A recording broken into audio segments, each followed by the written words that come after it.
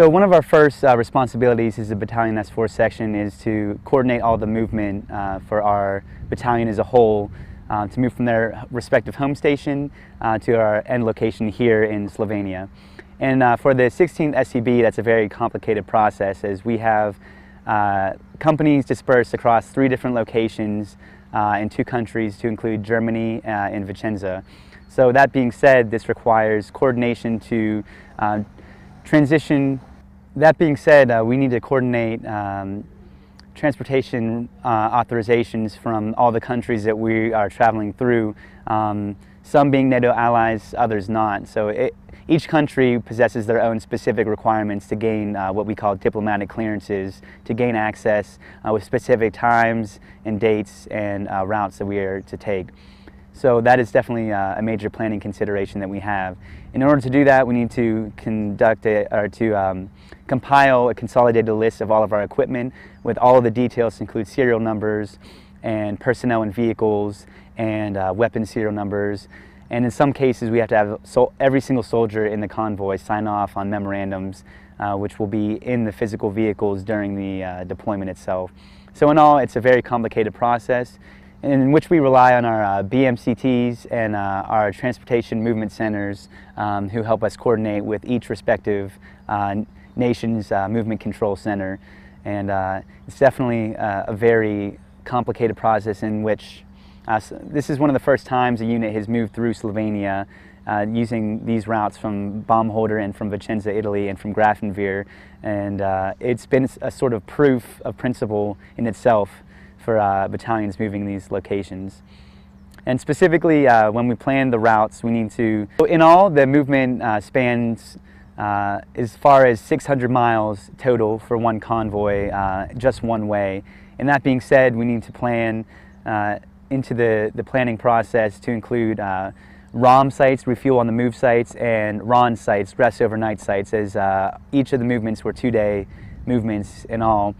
And which we leverage our host nation capabilities and also working with our assets across the brigade to include fuel assets and movement controllers at the border crossings.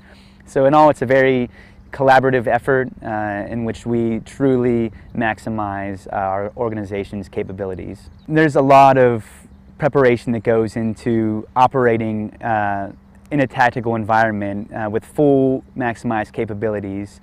And that being said, with Slovenia, we had to maximize and leverage our what we call AXA agreements, which stands for Acquisitions and Cross Services Agreements, using a Statement of Requirements document. So roughly about 3 months ago, I met with the Slovenian host nation counterpart of mine, in which we worked step by step to determine all of the life support requirements that the SCB would have during this exercise.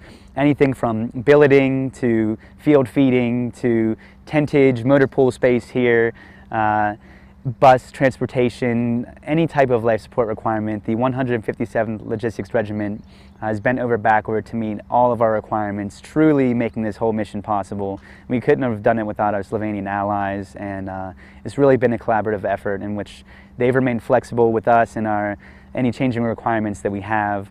And it's made my job as the S4 a lot easier to be able to leverage the host nation Slovenian support that we have here during this exercise. We rely heavily on authorizations of host nations.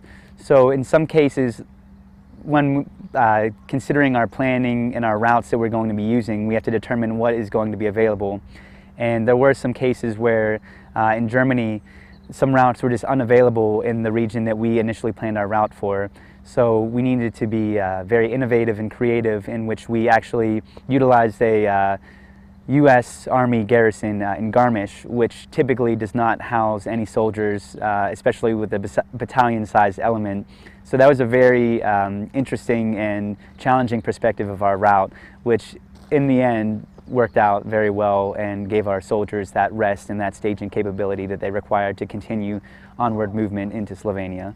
So the aerial resupply and airborne operations conducted was a very important aspect of Vanguard Proof. The coordination with the airborne operations was coordinated with our 5th Quartermaster Rigging Company and our battalion and brigade headquarters to the USARA and UCOM assets here to help coordinate that flight. But not only with those aerial assets did it also allowed us to project our forces forward and show that we can sustain our forces in a forward expeditionary environment, which truly serves as an important role of the S4 and sustaining the force.